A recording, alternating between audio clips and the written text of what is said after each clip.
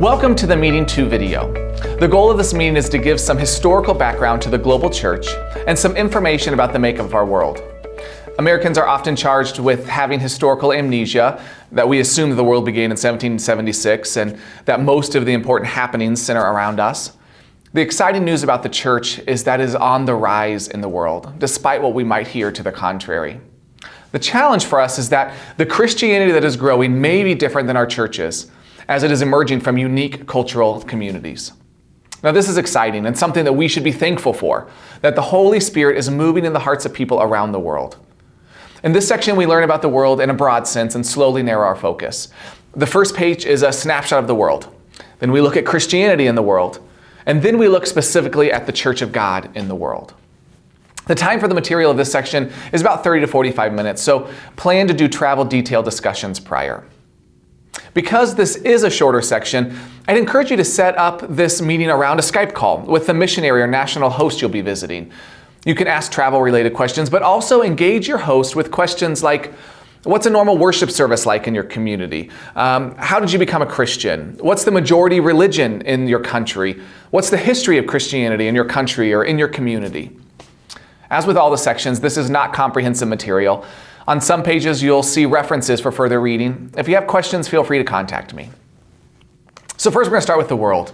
The goal of this first page is to give a snapshot of the world.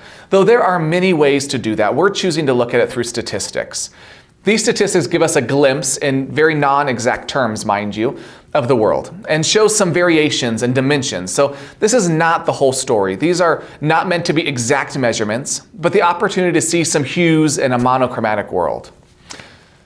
The first thing to do is to fill out the letters A through G, which should include the first statement and the entire map on the page.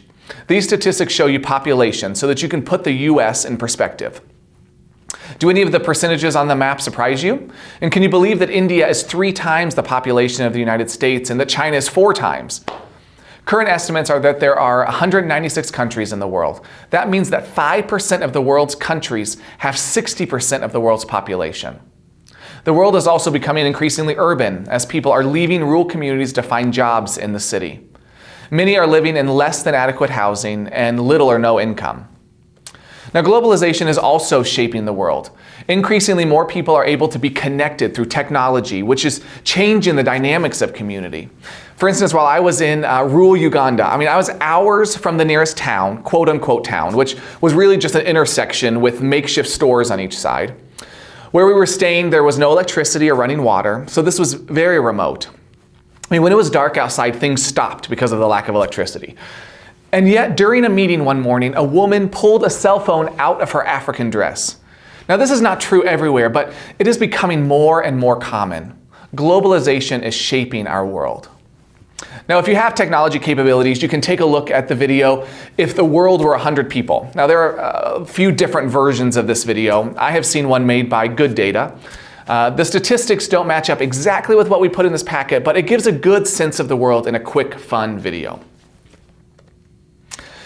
In the next section, we look at the prevalence of young people and the socioeconomic stratification. So 40% of the world's population is under 15 years old. This means the world is very young. The simplistic spread of the socioeconomic stratification is next, and we know it's simplistic, but it helps us give us a view. So 40% live on less than $2 a day. And then 40% on $2 to $70. And then the last 20% lives on more than $70 a day. What researchers are finding is that over the last 2 decades, those living in extreme poverty, so those living on less than $1 a day, has decreased substantially. Now, this suggests that development work is making a difference. But many of the people are not being lifted far out of poverty, and those under $2 a day is growing. For instance, in 1990, nearly half of the population in what were classified developing regions lived on less than $1.25 a day. And this rate dropped to 14% in 2015. And this was based on United Nations Millennium Goals. This does not mean that the work is done. Living on even $2 a day is not enough to sustain a family in many countries, but progress is being made. One challenge with wealth is that there are a few people who have a lot of money and thus control a lot. The fact that 447 people's combined income could be the same as half of the world's combined income is astounding. The call here is not to enmity for those who are wealthy, but to realize the disparity in our world. We might not feel too bad because probably no one on our trip fits into the 447 people we were just talking about, but the next statistic may hit home. Though the US makes up only 5% of the world's population, we consume 50% of its resources. This is an astounding number. It may also be helpful to realize that though you may not be one of the 447 wealthiest people in the world, because you come from the US, which is viewed as a land of wealth and who consumes 50% of the world's resources, you will be seen as a wealthy person. It's important to realize that we are seen this way so that we can try to avoid those labels. So for instance, keep electronics put away. Don't use your cell phone every minute. Leave your stuff alone and invest in the people. Don't dress in a way that draws attention either. This is not to say you shouldn't dress nicely, especially for church services, but remember, even what dressing nicely means is different from place to place. So ask your host. Bottom line, invest in people. Next, we look at the global church. And now that we understand the world a little bit better, we can move and take a deeper look at the church globally. So read the first sentence under the global church aloud, which summarizes the goal of the page. The first section, called The Shift, is taken directly from a book, Serving with Eyes Wide Open by David Livermore, and another book, The Next Christendom by Philip Jenkins. Check out these books for more information. But the basics are that the church has grown rapidly outside of the West, which is described as North America and Western Europe. Within the last 200 years, the church went from 1% outside the West to over 65% outside of the West. The global church now has a 2/3 majority of the Western church. Interestingly enough, we still have the dominant voice in theological discourse. Many authors and thinkers are encouraging the church in the West to quiet their voice and listen to the church outside of the West. There are great theologians that are adding to the conversations from Asia, Africa, and Latin America. The important note for this section is to realize that the center of gravity within Christianity has shifted. The other statistics section shows other important things about Christianity globally. For instance, there are many people turning to Christ. Closed countries are seeing growth. The largest churches in the world are outside of North America, and Christians in Africa outnumber the population of the United States and Canada combined. These are incredible statistics, and when we hear them, we have a few different responses. One, people are excited that Christianity is growing, and they're excited about the move of the Spirit. But two, some people focus on the lack of faith in the United States. They want to talk about how terrible the U.S. is. The goal of these statistics is not to make us upset about the plight of Christianity in the U.S., but to recognize, like we talked about in the first meeting, that the mission of God, the Missio Dei, happens even without us. Certainly we want this to spark a passion for Christ here in the U.S., but that passion doesn't come when we are simply upset.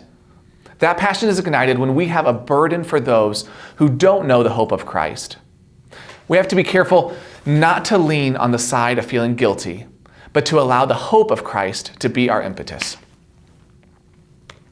The most important thing about these statistics is found in the statement by Patrick Nachtigal that Christianity is not tied to ethnic identity, local culture, or geographic location. This is an extremely important, often overlooked point. Many other religious traditions are tied to culture or language. The Quran, for instance, is only the true Quran if it's in Arabic. Hinduism is heavily tied to culture. Now, Christianity obviously comes out of Jewish culture, but many of the Jewish cultural traditions of the Old Testament were either altered or discarded with the advent of the New Testament church. The breaking down of cultural modes of religion can be seen in the changing stances toward things like circumcision and food restrictions.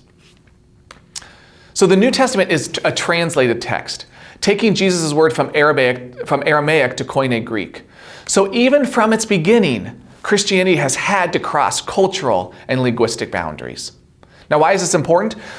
It's important because you may experience a Christianity that looks, sounds, smells, and feels different from what you know. Now, certainly it may be different because it's in a different language, but it also takes on different cultural forms, as it does in the U.S. taking on cultural forms. Now, when a cultural symbol overshadows Christianity, we call it syncretism.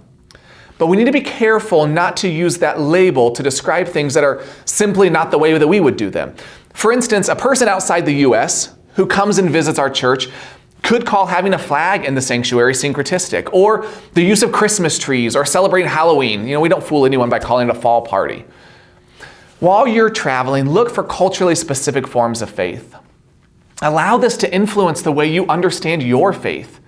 Be open and not judgmental. Remember, you are not going to have to stay here, but they do. So don't say or do something that might ruin their witness in the community. This is the last section, missions, and it talks about how missions is even changing. So go through the statistics together. They came from the article Christianity in its Global Context that was put out by Gordon Conwell. It's a very interesting study. We in the United States are receiving missionaries, and we should be excited about that, and we should not stop going. There is a place, especially in the globalizing world, for everyone to engage in the mission of God. One startling statistic, which is in that study from Gordon Conwell, is that globally 19% of people who are from other religions, so Hinduism, Buddhism, Islam, say they have no personal relationship with a Christian. The last page, the Church of God. Now, one unique thing about the Church of God is that it actually reflects, on a global scale, the global church. We currently have churches in 91 countries, though this is changing and growing even since we produced this material. There are nearly 1 million people who say they are a part of the Church of God. Over a third of those are in Africa. Nearly 75% are outside of the U.S.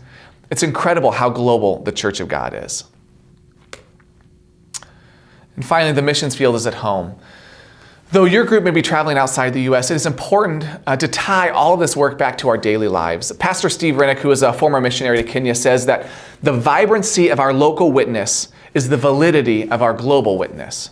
This is so true. It is never a one or the other decision between serving locally and globally. There are many ways to serve locally, whether by tutoring at a local elementary school, working at a food pantry, or building relationships with homeless in your city. But one important way that I want to highlight is welcoming people from other countries or even other religions in our church, home, and life. If you travel because you're enamored with living cross-culturally, there are tons of ways to engage in the similar joy of cross-cultural work in your community or communities nearby. There are an estimated 14 million immigrants in the U.S., 14 million people living in a land that they may not feel at home in. And I give 3 reasons to engage. 1, immigration brings people from all faith backgrounds. Remember that only 20% of the people in the world of other faiths know a Christian personally. This is a great chance to engage and love this community. 2nd, some of those immigrants moving into our communities may be coming as missionaries, where there are large diasporas or groups of people from other countries in the U.S., for instance, a large Nigerian population. Christians in Nigeria may send someone to that community to be a missionary, and we should welcome this kind of work. 3rd, and finally, hospitality is a part of our heritage as Christians. If you haven't read Christine Pohl's work, you should.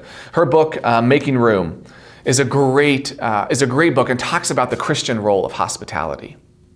After talking through this information, give people time to react. What do you think about the call to welcome people in this final section? Have you ever welcomed someone from another country? How did that go? If you're willing to go and be received in another country, do we have an obligation to offer welcome here? How do we make hospitality a part of our life? What are some biblical examples or verses related to hospitality? What are some biblical examples or verses related to immigration? Thanks for listening, and safe travels.